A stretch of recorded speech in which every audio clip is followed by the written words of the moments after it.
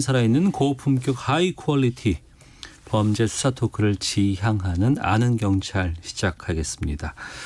배상훈 전 서울경찰청 범죄심리 분석관 나오셨습니다. 어서 오세요. 안녕하세요. 김은배 전 서울경찰청 국제범죄수사팀장 나오셨습니다. 안녕하십니까? 안녕하십니까? 예.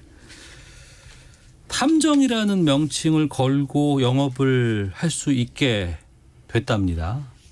오늘부터. 그 탐정 사무소를 이렇게 간판에다 걸 수 있는 거예요, 이제? 근데 오해가 좀 있는 거죠. 예. 실제로 이제 내용은 조금 길지만은 단적으로 말씀드리면은 신용정보보호법 관련된 조항에서 네. 금지 조항이 있습니다. 40조에 네. 무엇을 할 수 없다. 네. 예를 들면은 어떤 업태에서는 그런 걸 할 수 없다라고 하는 조항이 있는데 그 조항이 2018년도에 헌법재판소의 어떤 불합치 때문에 없어지고 개정된 게 올해 2월에 개정돼 갖고 네. 6개월 뒤에 시행되는 게 8월 5일 시행되는 거기 때문에 이런 것이지. 네.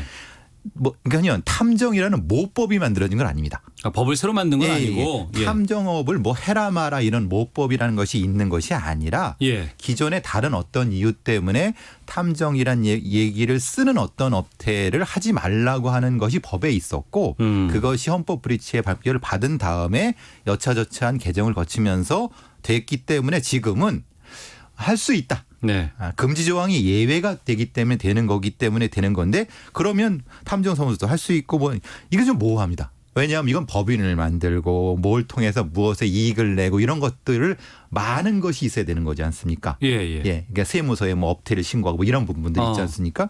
그건 모호하다는 겁니다. 그러니까 간단히 얘기해서 1995년도에 그 신용 정보 이용 및 보호하는 법률을 만들었어요. 예. 그전에 흥신소법을 폐지시키고 이 법에 아까 말씀드린 대로 교수님 하신 대로 40조 1항 5호에 네. 그 법에 따라서 탐정이나 정보원 비슷한 명칭을 쓰면은 처벌받을 수 있어요. 3년 이하 징역이나 3천만 이하 벌금을 처한다고 하니까 탐정이라든가 정보원이라는 명칭을 용어를 쓸 쓰면 수가 없게 만들어 규정을 시켰어요. 예, 그걸 예. 사용하게 되면 명함을 쓰게 되면 네. 3년 이하 징역이나 3천만 이하 벌금하기 때문에 못했는데 실제적으로 지금 정보업체들 흥신소란 이름으로 해가지고 많이 하고 있어요. 사실은. 그러니까 탐정이나 뭐 정보원이라는 말은 못했지만 안 맞는 거예요. 무슨 직원 이렇게는 됐다 이거죠. 이제 거기에 이제 애매한 게 사실 변호사라든가 법무사, 행정사라든가 이런 데 소속된 법률 사무 보조원이 있어요. 예. 아시죠? 예. 그럴 경우 행정사도 있습니다. 이런 사람들은 사실은 그 탐정 업무를 했어. 했는데 탐정이나 정보원이란 말을 못 썼던 거죠.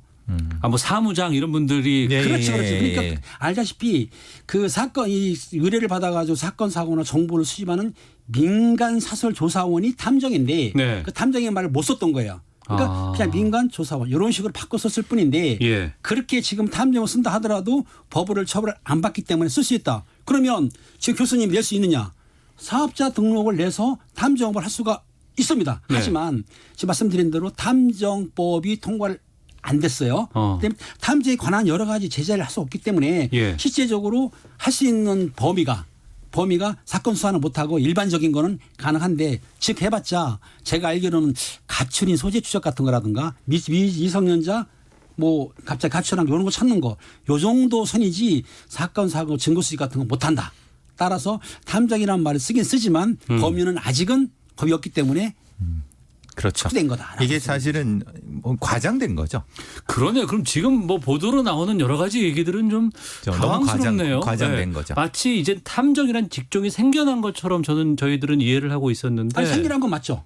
그런데 또 영업하기에는 굳이 지금 그 이름을 따로 그렇죠. 쓸 이유가 없는 쓸 거 아니에요. 이유가 없었죠. 왜냐하면 그런 일들은 이미 오래전부터 해왔고 예. 그 이름만 못 썼을 뿐인 거고 문제는 모법이 없기 때문에 어떤 업태를 해서 어떤 그런 법인을 만들어서 뭘 해야 될지는 지금 없는 겁니다. 예. 그냥 지금처럼 변호사 사무실에 그냥 그러니까 무슨 법률사무소의 사무장 이런 이름으로 명함을 갖고 있는데 이분들이 갑자기 무슨 탐정 누구 이렇게 바꿀 이유가 굳이 있을까라는 생각이 들기도 하고.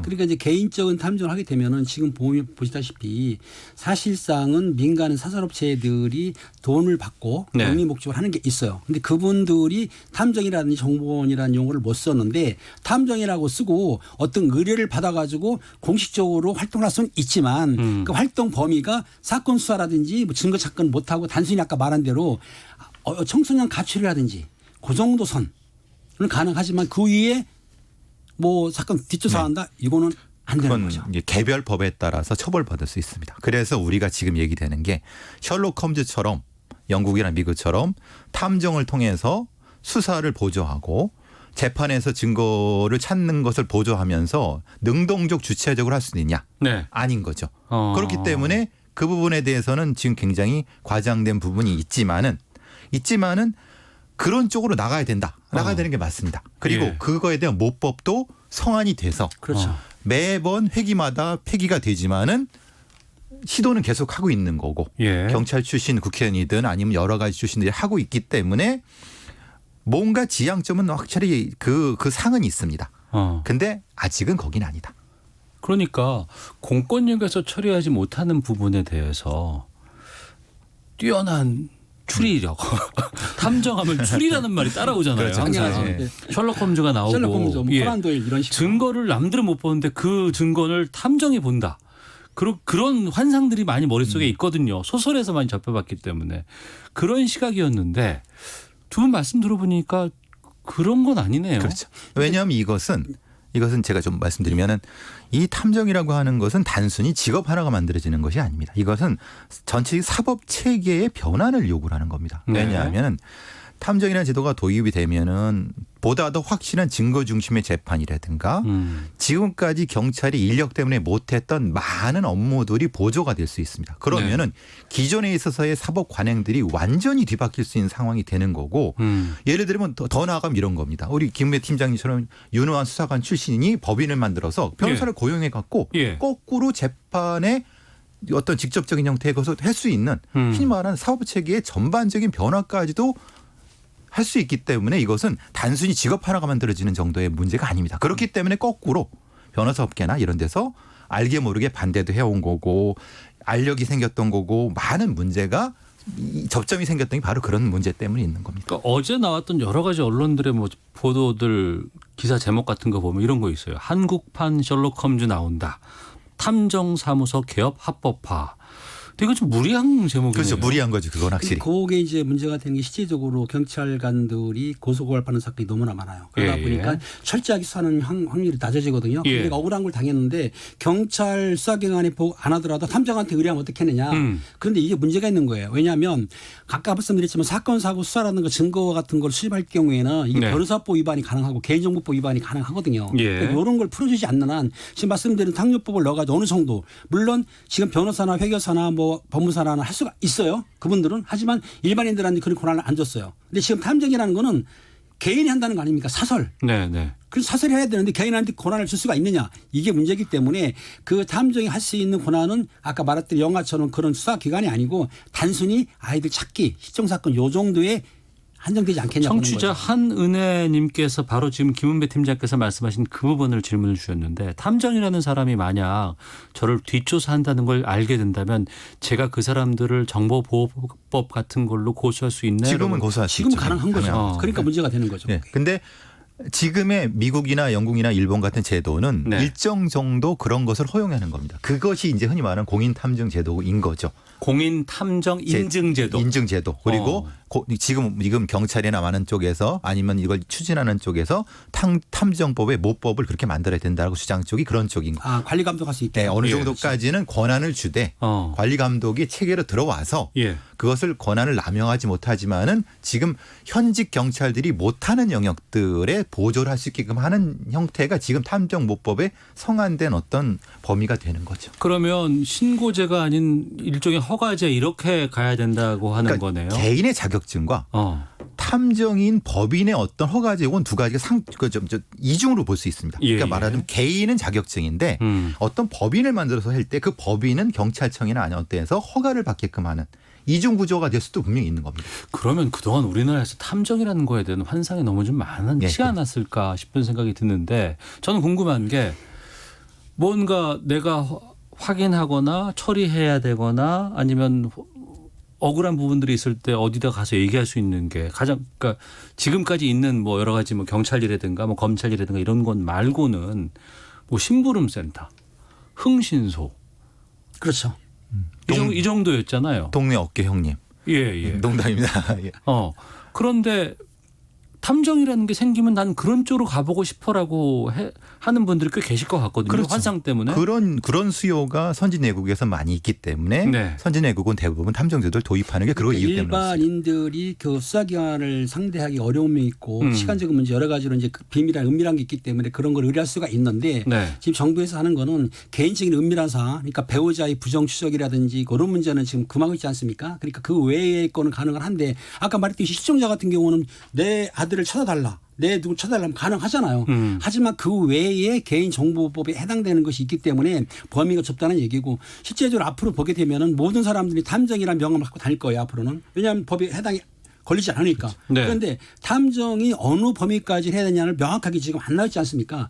매뉴얼을 나타내서 어디까지는 가능하고 어디까지 안 된다는 걸 알려줘야 되는데 일반적으로 지금 그 앵커께서 말씀한 대로 탐정이니까 수사도 할 수 있어. 개인 의뢰 받아가지고 이러면 이제 공권력하고 충돌이 되고 거기에 이제 문제가 되기 때문에 실제적으로 어느 매뉴얼을 만들어야 된다. 근데 법이 지금 통과가 안 됐어요. 그러니까 법이 통과 전에 제 생각에는 일단 뭐 행안부라든지 법무부에서 어느 정도의 탐정 권한이라든지 할 수 있는 소재를 명확하게 매뉴얼을 만들어내야만이 문제가 없을 것 같아요. 제가 알고 있기로는 지난 회기 20대 때 윤지혁 의원, 지금도 의원이시죠. 이 주도가 돼갖고 만들어낸 탐정 관련된 법원에서 일정 정도 성안이 됐다고 알고 있습니다.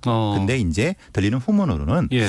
경찰 출신들과 검찰 수사관 출신들 여러 이제 이 집단들의 알력 때문에 예. 그 부분이 사실은 좀 완전히 통과가 못 된 걸로 알고 있거든요. 요거는 사실은 좀 현실적인 문제죠. 왜냐하면 경찰 수사관 출신들이 숫자가 많고 검찰 수사관 출신들은 상대로 적기 때문에 검찰 수사관들도 경찰 수사관 출신들이 글로 가 있는 경우가 많이 있잖아요. 그럴 수도 있고 예. 이게 만약에 탐정이 되면은 두 군 다 이제 탐정이 될 수도 있으니까 예, 예. 그 부분 때문에 이제 약간의 알력이 있고 그래서 성안이 못됐다고 제가 알고 있거든요. 이 부분이 아까 저 팀장님 말씀하신 것처럼 명확하게 탐정이면 어디까지는 할 수 있고 그리고 말하자면은 이제 뭐 수사 재판 중인 증거의 일부는 수집해 줄 수 있다. 아니면은 어떤 가출된 아동 청소년이 아니라 아니면 성인 실종자도 할 수 있다. 없다. 뭐 이런 것들에는 명확한 매뉴얼이라든가 범위가 정해지고 거기에 네. 따라서 권한이 주어지면은 탐정제도도 유효하게 사용될 수 있다고 생각합니다. 네. 지금까지는 그러니까 앞서 말씀하셨던 뭐 전직 수사관이라든가 경찰관이라든가 아니면은 또 현재 뭐 법률사무소에서 활동하고 있는 뭐 사무장이라든가 이런 분들 네. 이런 분들의 탐정을 뭐 할 수도 있겠지만 뭐 안 할 수도 있다고 본다 그러면 그냥 별로 활동한 적이 없고 그냥 뭐 경찰 그냥 시험 보려고 준비하고 있던 사람들이 갑자기 탐정이라고 명함 받고 막 이러면서 활동하는 것도 지금은 제재하진 못할 거 아니에요. 그렇죠. 지금은 제재하지 못하는 그렇죠. 거죠. 지금 그런 부작용들은 있을 것 그렇죠. 같네요. 네. 근데 일반 국민들은 탐정이라고 탐정 이젠 할 수 있다라고 해서 그분들이 영업을 하면 혹할 수도 있지 않을까 싶은데요. 그렇죠. 그건 좀 그러니까 문제가 되는 이 거죠. 탐정들이 어떤 자격이라든가 이런 게 없이 아무나 한다고 한다면 예. 쉽게 해서 운전하려면 운전 자격증이 있어야 되지 않습니까? 예, 예. 그러니까 회계사 하려면 회계사 자격증이 있어야 되고 이런 식으로 탐정도 인증 제도로 있어야 되는데 지금은 국가에서 공인하는 게 없어요. 지금 민간인 민간 자격, 자격일 PIA라고 민간인 자격이 있기 때문에 민간인들이 누구나 만들어 준다고 그런다면 실제적으로 수사 업무라든지 그 사건 사고 업무를 전혀 모르는 사람이 탐정이라고 한다면 누가 의뢰를 하겠어요. 하지만 일반인들 몰라요. 그러니까 어느 정도 그 검증이 된 단체에서 아니면 정부에서 인증 제도를 해야만이 가능할 것 같은데 지금 그건 없는 거죠. 과거 20대 회기에서는 형사 경력, 예. 실제 수사 형사 경력 10년 이상. 네. 검찰 수사관도 비슷한 유 정도로 해서 탐정, 공인 자격 이 정도까지는 성안이 돼 나와 있습니다. 이미 네네. 나와 있고 하지만 그게 시행돼서 좀 시행이 안 된 거죠. 안 된 거죠. 네. 그러니까 폐기가 됐기 때문에 예. 계속 성안은 지금 돼 있는데 그러니까 그 정도까지 자격은 돼야지 국민들이 믿고 맡길 수 있는 거지. 아무런 수사 경력도 없는 사람한테 그걸 자격을 주면 안 되는 거죠. 그러니까 그건 국가 공인이 돼야 되는 거죠. 근데 지금은 이미 보도를 통해서 탐정할 수 있다라고 지금 다루고 있고 많은 쪽에서 지금 얘기가 나오고 있잖아요. 이건 오해가 생길 수 지금 있습니다. 탐정할 수 있다 한 게 아니고 그러니까. 그 조항에 네. 그 탐정이나 정보이라는 명칭을 이수화 명칭을 사용하지 못하게 돼 있는데 그거를 처벌하는 권한을 없애버렸어요. 삭제시켰으니까 예, 예. 써도 처벌할 수 없다. 그러니까 그렇죠. 써도 되는 거죠. 탐정이라고 쓰라는 거 아닙니다. 탐정이라는 말 써도 된다. 그냥 허락만 한 것뿐인데. 쓰지 말라고 했던 게 잘못됐다는 것 때문에 지금 그게 시간이 지나서 허용이 되는 건데 허용된. 없어진 건데 삭제된 삭제된 건데 예. 그걸 마치 탐정이 본격적으로 이제 활동할 수 있다라고 지금 우리는 인식하고 있는 거예요. 오해되게 있는 거죠. 일단 정부에서는 자리를 까는 건 많은데 자리를 깔았지만 거기에 후속 대책으로 쉽게 얘기해서 인증제도라든지 관리 감독을 해야 되는데 그게 지금 없는 상태인 거죠. 존스님께서 말씀을 들어보니 탐정의 업무의 범위가 좁은 것 같습니다. 우리나라에서도 영국의 탐정처럼 사건 해결에 적극적으로 개입할 수 있게 할 필요가 있지 않을까라는 의견도 주셨고 거기에 반해서 로이백님은 탐정 단어만으로는 호감 가는 직업입니다. 전직 형사분들이 적극적으로 탐정으로 활약하시면 여러모로 사건 해결에 도움이 되지 않을까요? 라는 의견 주셨는데 어제 오늘 정도의 보도로 본다 그러면 우리가 이건 잘못 오해할 수 있는 여지들의 보도들이 상당히 많이 나오고 있습니다. 탐정이라는 것에 대한 규정이라든가 아니면 지금 이번에 뭐 용어를 쓸 수 있게끔 된 거지만 앞으로 이게 또 오해도 많이 있을 수 있기 때문에 어떻게 하는 것이 바람직할지 좀 의견 말씀 좀 주시면 좋겠습니다. 네. 저는 이제 이 탐정이라는 제도가 국가 공인으로 해서 앞으로는 이미 다 국회에 올라가 있는 거기 때문에 자격을 엄격하게 해서 실제 경찰 업무라든가 이런 데 보조할 수 있게끔 제대로 된 법이 만들어졌으면 좋겠고 그건 좀 빨리 좀 돼야 될 것 같습니다. 오해가 생길 수 있는 부분이기 때문에. 오해가 이미 생겨버렸어요. 지금. 또 하나는 유전무죄 무전유죄. 예를 들면 이것도 소위 말하는 사설로 되니까 돈이 들어가는 거 아닙니까? 그럼 돈 많은 사람은 탐정을 쓰고 돈 없는 사람은 탐정을 못 쓴다. 이런 문제도 생길 수 있는 거지 않습니까? 그 우려 상당히 걱정되네요. 그럴 수 있죠. 그러면은 이제 흔히 말하는 우리가 법률지원공단 같은 것처럼 어떤 준 국가적 형태, 공공적 형태의 이런 법인도 역시 이런 탐정 법인 같은 것도 돈 없는 사람들 위한 것도 그런 제도도 있어야 된다. 이것도 역시 보완이 다 돼야 된다. 이것까지 다 합쳐서 얘기가 돼야 됩니다. 예. 탐정법이 외국에서는 좀 활발화되고 있습니다. 그런데 우리나라는 아직 막아놨었어요. 그런데 어떻든 간에 지금 탐정법을 통과시키면은 공인인증도로 해가지고 수사기관에 그 들어오는 사건이 너무나 많습니다. 제가 근무하다 보면은 필요 없는 게 많이 들어오는데 일부분은 그 부담을 부담이 경감되는 수도 있고 또 그리고 그 일반인들이 경찰이나 검찰을 상대할 때 거부감이 있는데 탐정을 상대하기는 좀 쉬울 것 같고 또 그리고 국민의 권익을 위해서도 어느 정도의 그 바람직한 건 사실인데 요게 무분별하게 확대될 경우에 사실은 그거에 의해서 부작용이 생길 수 있는 것도 확실하지 않습니까? 그러니까 제가 주장하는 거는 탐정법을 일단 통과를 만들어야 되고 또 인증제도를 해야만 가능한 것이지 무조건 탐정을 갖다가 허용한다고 해가지고는 아마 큰 혼란이 생길 수도 있지 않을까 생각이 들어요. 네. 앞서 말씀해 주신 그 유전무죄, 무전유죄 그 부분이지 않습니까? 최근에 여러 가지 개인 간의 갈등들 이런 거 참 많이 발생을 하거든요.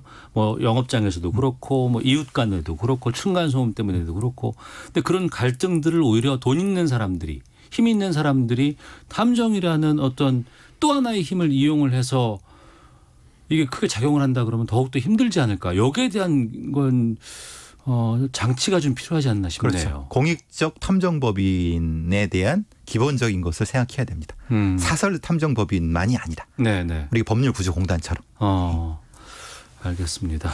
자. 오태훈의 시사본부. 아는 경찰 김은배 전 서울경찰청 국제범죄수사팀장, 배상훈 전 서울경찰청 범죄심리분석관과 함께하고 있습니다. 고 박원순 전 서울시장을 둘러싼 각종 의혹 수사와 관련해서 박 전 시장의 휴대전 화해된 통신영장 기각됐었는데 경찰이 영장 재신청 여부를 검토하기로 했다고 하는데 지금 검찰 단계로 넘어가 있나요? 어떻습니까?